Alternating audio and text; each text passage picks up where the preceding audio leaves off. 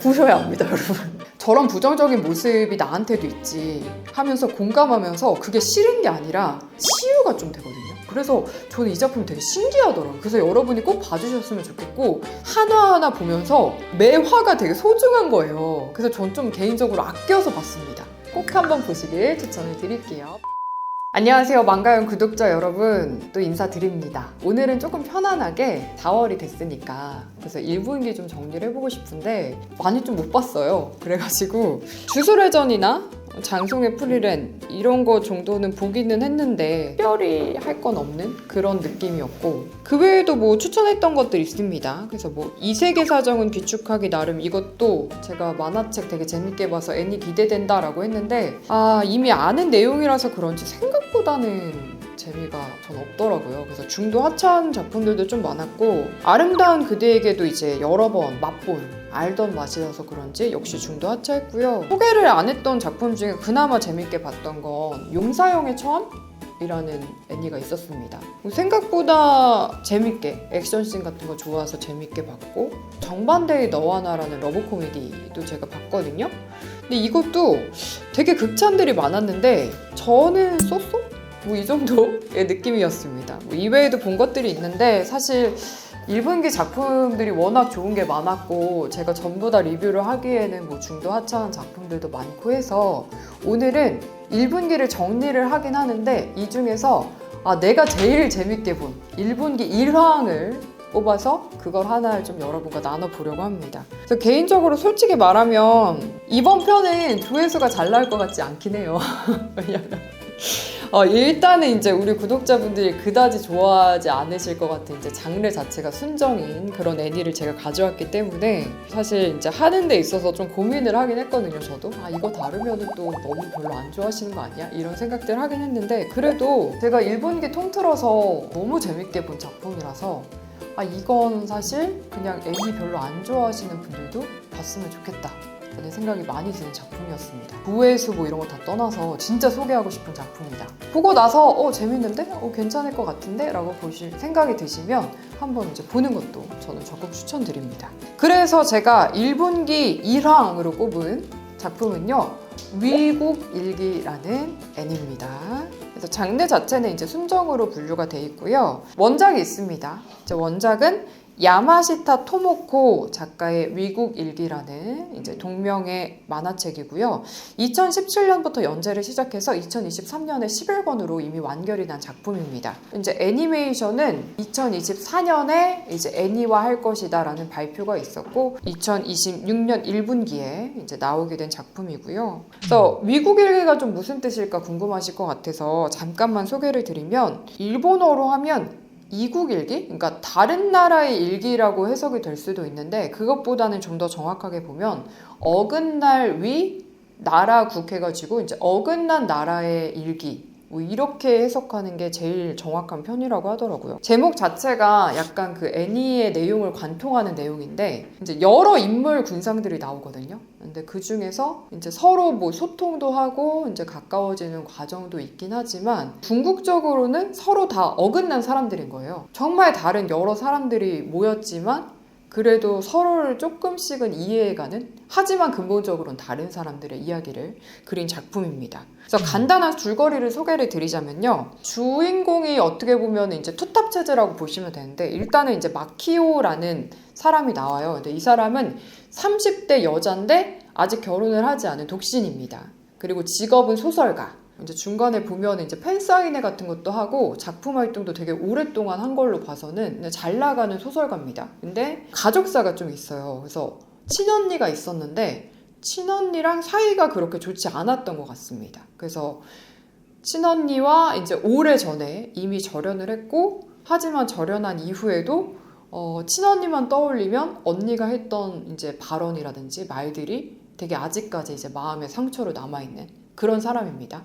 그리고 글은 되게 잘 쓰는데 그 외의 일들은 되게 젬병인 걸로 나와요. 그래서 보면 청소 같은 것도 진짜 기본적으로 못하고요. 그러니까 집이 그냥 거의 난장판이야. 어떻게 보면은 되게 어른스러운 모습도 있는데, 약간 자기가 잘하는 거 외에는 애 같은 모습도 여전히 있는 애어른이라고 보시면 됩니다. 언니랑 이제 절연을 했잖아요. 그래서 안 본 지 되게 오래됐는데 갑자기 어느 날 연락을 받습니다.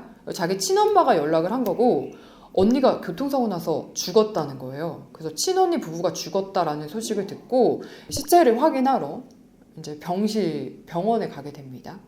근데 그 병원에서 이제 친엄마가 있고 친엄마 옆에 딸이죠. 아사라고 자기 언니의 딸을 처음으로 만나게 되거든요.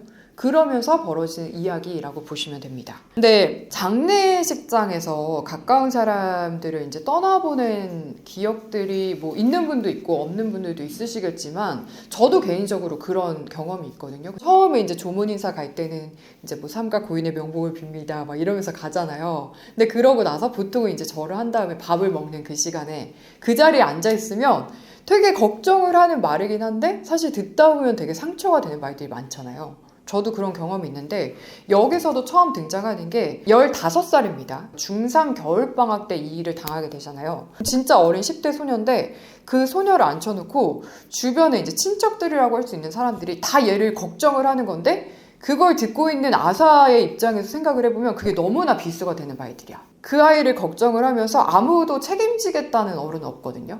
근데 이제 마키오가 그걸 같이 있었잖아요. 그러면서 아, 이건 아니다라는 생각을 한 거예요.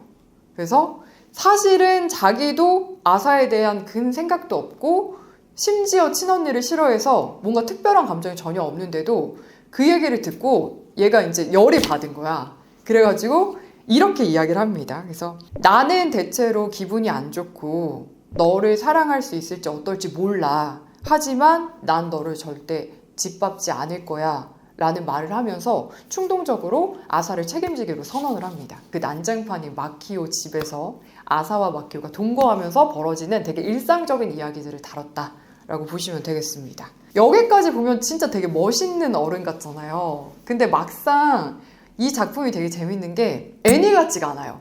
그러니까 이게 뭐 장점이자 단점일 수가 있는데 사실 그냥 그림이라는 거 빼고는 되게 드라마 같아요. 그래서 왜냐면은 이제 동거를 시작을 하잖아요. 사실 이제 초반에는 아마 이제 마키오 이모가 자기를 책임져 주겠다고 해서 되게 안심도 되기도 하고 되게 우리 이모 멋있다라는 생각이 들었을 것 같거든요. 근데 이제 동거를 시작한 첫날부터 그게 와장창 무너집니다. 그래서 사실 이제 마키오 이모는 뭐 소설을 쓰기는 하는데 아예 집안일도 못하고 막 그냥 귀찮아가지고 월화수목 금금금 메뉴를 그냥 정해놓고 맨날 그 밥 식당을 그대로 먹어요. 그러니까 요리도 못하고 그 인간관계도 아예 못하고 되게 30대 어른인데도 심지어 전화 받는 거 되게 싫어요. 약간 폰 포비아 같은 모습도 나오거든요. 그리고 어떻게 보면은 아사가 되게 15살의 어린 이제 어떻게 보면 조카인데도 막 성가시다 이런 말 잘 안 하잖아. 이제 보통 이제 내가 좋은 어른이라고 생각하면은 아사가 아무리 이상한 말을 해도 되게 성가시다라든지 이상한 말을 안 할 텐데 되게 그런 거를 이제 자기 느낀 대로 되게 솔직하게 말하는 어른이에요. 그래서 이런 이제 반전 매력들이 있고 아사 역시 전형적인 10대 소녀의 캐릭터가 아니에요. 그래서 저는 개인적으로 뭐 마키오 이모도 마찬가지겠지만 이 아사라는 캐릭터를 보면서 되게 수만 가지 감정이 들었거든요. 13화밖에 안 되는 되게 굉장히 짧은 작품인데도 저는 아사가 좋았다 싫었다 좋았다 싫었다를 거의 수십 번을 제가 반복을 하더라고요. 근데 그만큼 좀 입체적인 캐릭터가 아닐까 싶고 여타 작품들에서 사실 이제 10대 소녀를 그리는 되게 전형적인 모습이 있잖아요. 되게 10대 같은데 아닌 면도 있고 전형적이지가 않아요.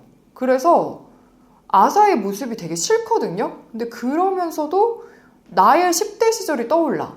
그래서 그게 그 싫다라는 감정이 어떤 감정이냐면 그냥 쟤 왜 저래 싫어가 아니라 나의 그 어린 시절의 치부를 너무 잘 보여주니까 내가 외면하고 싶은 부정적인 면들을 아사를 통해서 작가가 너무 잘 그려주는 거예요. 그러니까 약간 나의 그 부끄러운 면을 되게 딱 직면하게 되면 사람이 싫잖아요.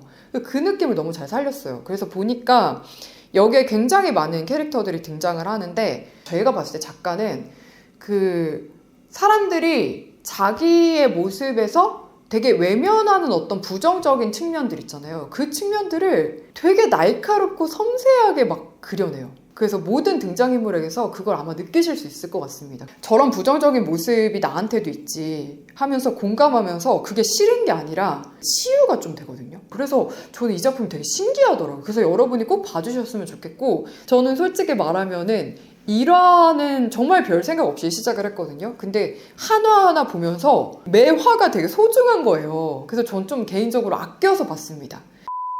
제가 하나 얘기하고 싶은 건, 제가 3화가 버리다라는 제목이에요. 되게 울컥하기도 하고 되게 감정이 찡이 오고 뭐 그런 것도 있었지만, 그런 화는 사실 되게 많긴 하고, 어린 시절에 저랑 되게 가까웠던 친구가 있거든요. 근데 되게 멀리 이제 살고 있는 그 친구한테 연락을 했어요. 엄청 오랜만에. 너가 이 장면을, 이 화라도 꼭 봐봤으면 좋겠다라는 식으로 제가 연락을 할 정도였거든요. 그래서 그 친구도 자기도 가슴이 너무 먹먹해서 한동안 다음 화를 보기가 힘들었다라고 말할 정도로 이게 가슴에 울림이 있는 작품입니다. 그래서 나의 어떤 순간들을 많이 떠올리게 만들어줘요. 이 작품이 되게 좋은 게, 이모는 30대잖아요. 어른이고 아사는 10대다 보니까 그냥 나의 10대 시절도 떠오르고 나의 30대 시절도 떠올라. 그래서 이 등장인물들 모두에게 공감 가는 포인트들이 되게 많습니다. 그래서 저는 꼭 봐보셨으면 좋겠다라는 얘기를 드리고 싶고, 사실 구체적인 얘기 자체를 안 드리는 이유는 정말 스포를 안 하고 싶은 작품? 그렇게 좀 말씀을 드릴 수 있을 것 같아요. 여기에 에밀이라는 친구가 나와요. 이제 아사의 양 부모님이 돌아가셨다는 소식을 당연히 이제 제일 절친이니까 전하게 되잖아요. 근데 이 친구가 자기 이제 엄마한테 말을 하게 되고, 엄마는 그거를 담임 선생님한테 이야기를 합니다. 근데 담임 선생님은 그거를 반 친구들한테 전부 다 전하게 돼요. 아사 부모님이 교통사고를 당해서 돌아가셨다. 그 소식을 듣게 되고, 사실은 이게 3학년 겨울방학이었으니까 제 생각에도 굳이 할 필요가 없었을 것 같은 게, 그 후로 남았던 일정이 졸업식밖에 없었거든요. 그러니까 졸업식 하루 딱 그 친구들 보면 사실은 고등학교로 다 뿔뿔이 흩어지니까 빠빠이 할 사이였던 거야. 아사는 되게 졸업식을 잘 할 생각으로 학교에 갔는데 이미 담임 선생님도 모두 다 알고 있고 자기 친구들도 모두 다 알고 있는 거예요. 그래서 아사가 그러면서, 나는 그냥 되게 즐거운 기억을 가지고 졸업식을 끝내고 싶었는데 에밀이 너 때문에 다 망쳤다라는 식으로 굉장히 비난을 합니다. 근데 그러니까 아사 입장도 이해가 가지만, 사실 에밀이도 보통은 그 나이 때에는 다 부모님한테 얘기하잖아요. 그러니까 얘기를 한 것 같은데 너무 미안한 거지. 사실은 아사가 되게 심하게 뭐라고 하고 사람들 다 있는 데서 에밀이를 되게 심하게 비난을 했는데도 이 친구가, 나는 너를 이런 일을 잃고 싶지 않고 너무 소중하고 자기가 진짜 미안하다. 그리고 자기가 자기 어머니나 담임한테도 얘기를 해서 너한테 사과를 하게 만들겠다. 이런 식으로 그냥 아사가 막 문자 쌩까고 이래도 계속 연락을 해요. 그래서 저는 그 장면을 보면서 에밀이한테 들었던 그냥 전형적인 뭔가 그런 생각들이 있을 거잖아요. 이 친구는 아사를 되게 좋아하는 친구였고 아사가 되게 소중했던 친구였고 그랬을 거다라고 생각을 하고 되게 그냥 생각 없이 막 지나가거든요.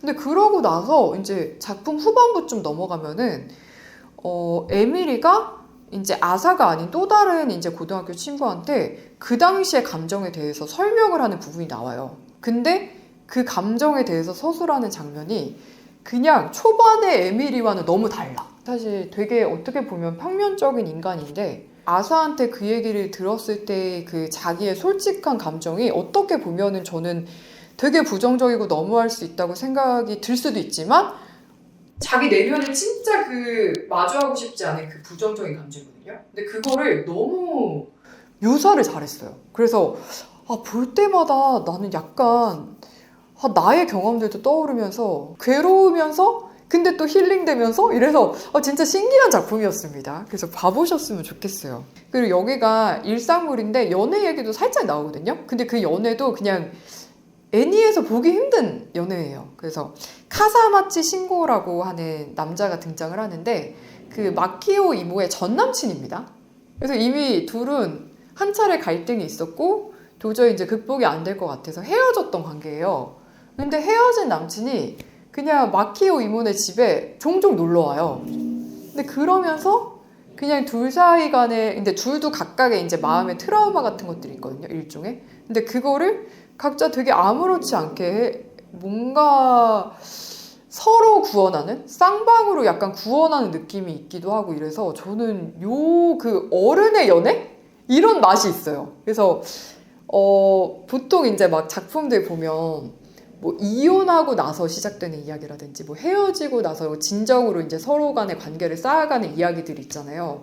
근데 그 장면이 저는 요 신고와 마키오만큼 이렇게 성숙하게 그려진 작품이 있나? 제가 최근에 본 작품 중에는 솔직히 이 커플이 최고였습니다.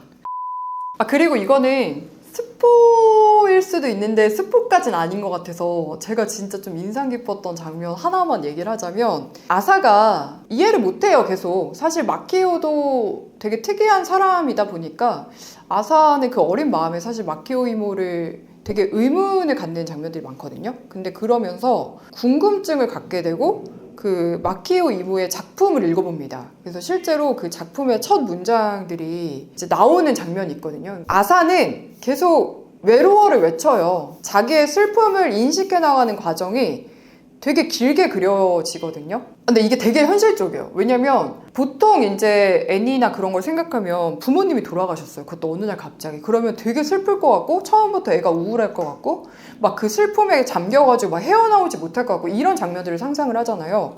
근데 아사가 처음에 너무 멀쩡합니다.